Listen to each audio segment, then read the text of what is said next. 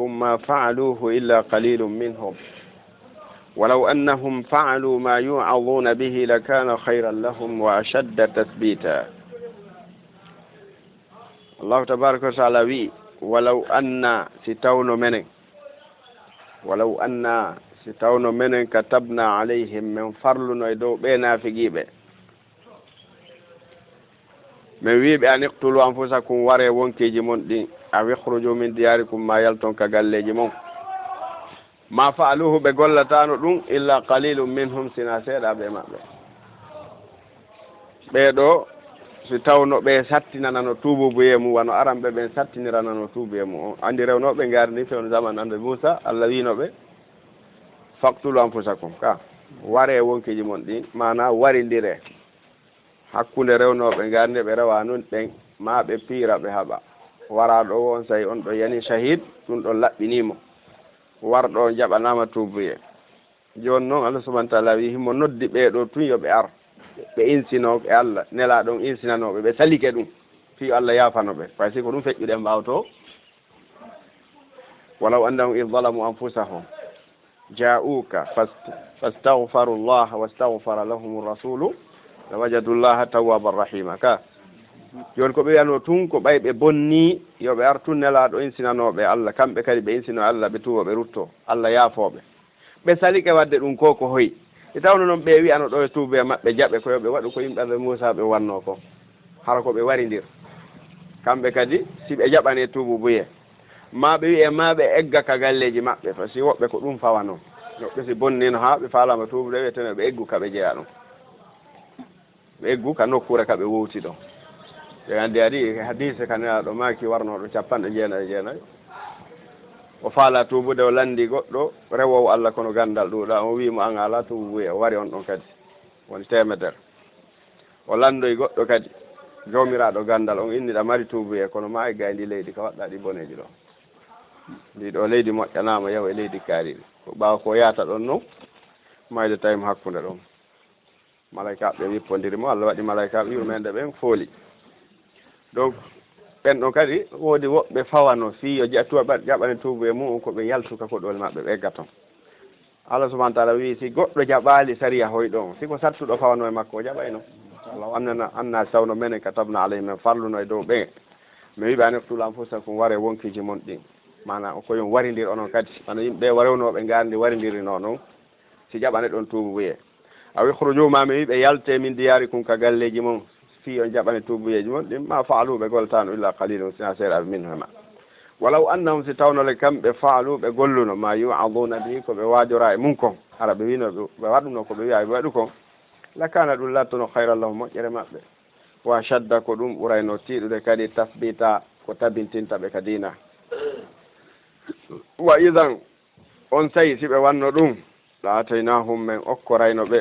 min ladunna e morde ka amen ga ajiran jodde adima mawdi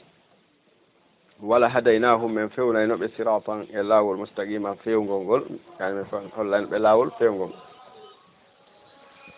oman yuti rasul kala on ɗoftiɗo nela ɗon fa ulaika ɓen ɗon ma alladina ɓe wondoya e ɓen an'ama allahu alayhim ɓe allahu ay oman yuti llah kala ɗoftiɗo Allah war rasula e nela ɗon fa ulaika ɓen ɗo ma alladina ɓe wonde e ɓen an'ama allahu alayhim ɓe Allah nemini e dow mum minan nabiyina e morde annabaɓe ɓen wa siddiqin e gonguen ɓe annabaɓe ɓen wona aboubacry siddiq en wa shuhada e yamɓe saydi ɓen wa salihina yimɓe moƴƴuɓe ɓen wa hasuna moƴƴi ulaika ɓe ɗo rafiqa wondiɗo andi ɓe woni saabu jippagol aya on ɗaddin noon ka sababu nuzul ey ko gorko goto arno o wi nelaɗo miɗo yiɗuma ha komi daruma o mi harata kono miɗo mari suno woto miɗo andi ko annabajo min komi leylejo si iwi ɗo adna ɗo yeehi lahira Allah naɓoyte daraja towɗo mene haray daraja amen hewtaka wonɗa to wonno mi yiyoytama hande kadi eyi holli ko ɗum ɗon annimo ɓe annabaɓe no towi daraja ɓe wona annabaɓe hewta daraja annabaɓe woyno gasa sen mayi wonoy ka aljanna hara mi yi'atama hande kadi nelaɗo e deƴƴi Allah tigi jaabi Allah subhanahu wa ta'ala tigi jippina wi man yuti Allah wa rasulahu kala ɗoftiɗo Allah e nelaɗo ko joltunoɗa aduna wo ko jasunoɗa aduna wo addi man wayta ismu min asma'il amma yani ko inde huɓituɗe kala wo neɗɗo ɗoftiɗo Allah landaka ko leñol kaariwol makko e leydi kaariri makko on to jeyɗa kala ɗoftiɗo Allah wa rasula e nelaɗo makko bi fi'li ma amara wa tarki ma naha an ko ɗoftorte Allah e nelaɗo ko waɗugol ko ɓe yamiri kon acca ko ɓe waɗi kon fa ulaika ɓen ɗon ma alladina ɓe wondoyey e ɓen mana yawmal qiyama kamɓe ɓe wondoyey e ɓen an amallahu alayhim ɓe Allah nemini e mum min annabiyin umorde annaba ɓe andi ɓenma ko ɓuɗɗi o andi joni wawi yoyde nelaɗo kal janna wa siddiqina e gonguinnoɓe annaba ɓen groupe aboubacry siddiqi wa shuhada e yanɓe shahidi ɓen waraɓe ka geeru wa salihina yimɓe moƴƴuɓe ɓen wa hasuna moƴƴi ulaika ɓeɗo rafiqa wondiɓe ɓeɗo fof ɓen andi Allah no marani ɓe ko tiiɗi annaba ɓen e gonguinɓe ɓen e yamɓe shahidi ɓen sa yi ayeji hadiseje ko ari hollugol ko ɓe mari joddiji ma yimɓe moƴƴuɓe ɓen hay annaba ɓen doyike wi tawaffani muslima wal hiqni bi salihin ha annaba ɓen torike Allah watti ɗuɓe moƴƴuɓe ɓen andi Allah subhanahu wa ta'ala wi inna bi ibrahim lahu fi dunya wa ataynahu fi dunya hasana wa innahu fil akhirati la min as-salihin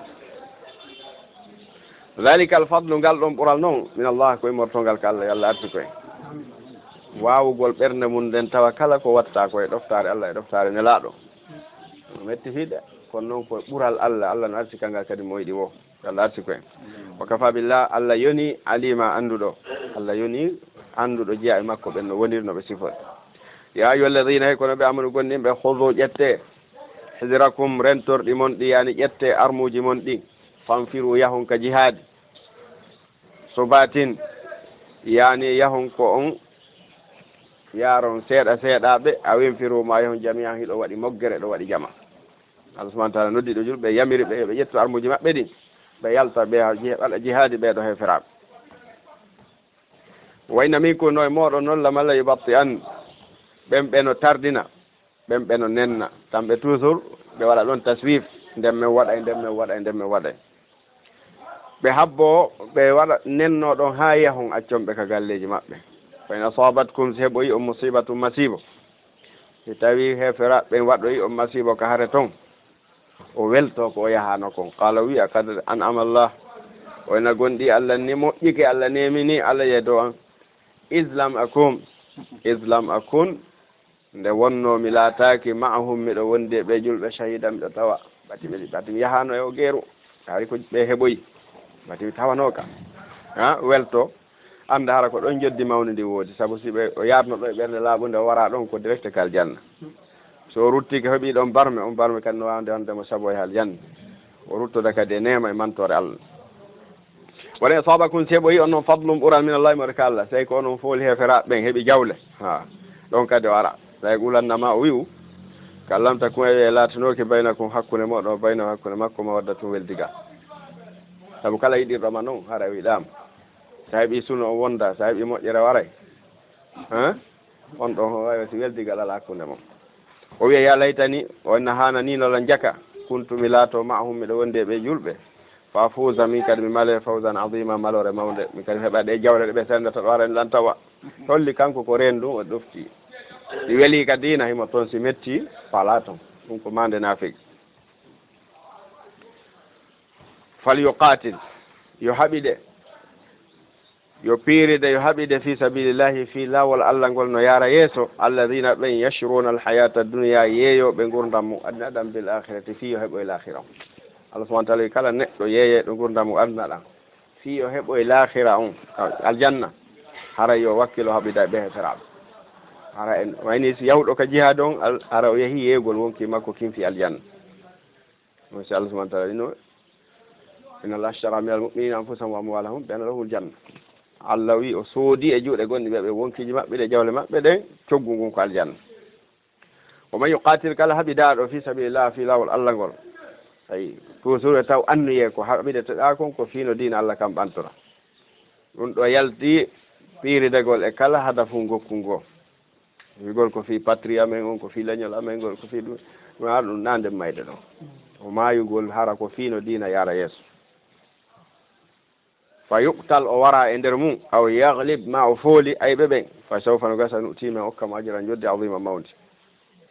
mawɗo Allah subahanahu wa malakum kon no heeɓi on fil munafiqina e nafigui ɓen wa malakum kon no heeɓi on la tuqatiluna on alaka e piiridede on alaka haɓidede fi sabilillahi lawol Allah gol Allah no adda waɗeje rerɗina waɗugol jihad nelaɗo no maka hadiseje rerɗina fi waɗugol jihad hiɗon jooɗi toujours fendi on ala ɗaɓɓude o aljanna wa malakum ɗum ɗo fof ko aje rerɗinirɗe julɓe ɓen memmingol himmediji maɓɓe ndin irta kadi gorgu ngun ka ɓerɗe maɓɓe wa malakum la tuqatiluna fi sabilillah kon ɗum waɗi on ala ka heɓidede fi lawol Allah ngol wal mustadafin e fi laawol kadi ɓe lowɓe no libira ɓe julɓe lowɓe joganoɓe makka anno woɓɓe goo heferaɓe jaɓano ɓe fera hendi ɓe soki ka cuuɗi toon dumbi ɓe wano feetɗo dumbirte tawi ɓe yaltata kono haɗi haɓide ɗon fi laawol Allah ngol wal mustadafina min arrijal e fi laawol kadi no hettora ɓe lowɓe min arrijali morde worɓe wanni sa e rewɓe wal wildane fayɓe sokaɓe makka toon heferaɓe sali ɓe yalta alladina ɓe yaquluna heɓe wiya Allah nantina julɓe ɓen ko ɓe yatoroto Allah ka kasoji kon ɓe yatoroto Allah wulla ka kasoji makka toon kon ko nantini ɗum julɓe o wi alladina ɓe yaquluna ɓe no wiya kaɓe soka toon ɓe inna rabbana joomi amen akhrijna yaltimmen min hadi l qaryati e nde saare alzalimi toñuɗe aluwa yimɓe mum ɗum ko makka fen ɗo sayi o jallana waɗan men milla ɗum kay moɗo kama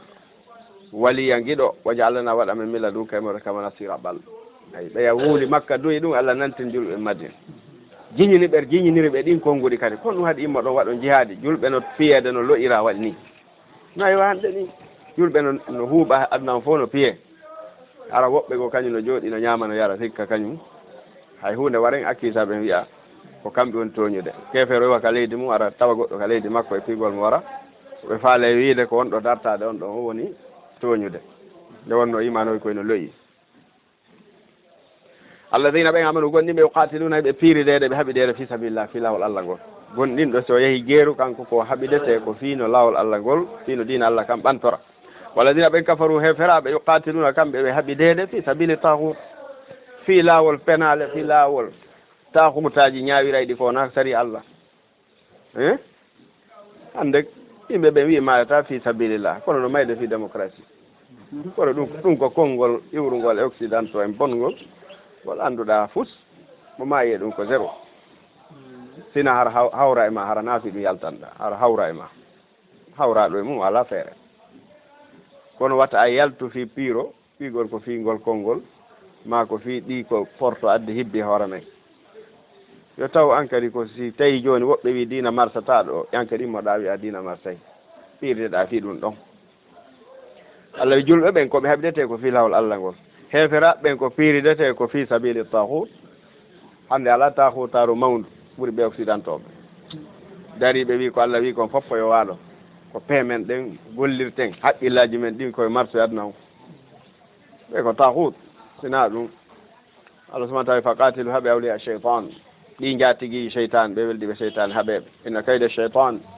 pewje cheytane ɗen kana laarike daifa ko pehe lowɗe alam tara yaali ila alladina faade ɓen qiila lahum wi'anaɓe kufu waydiyakum sure juuɗe mon ɗen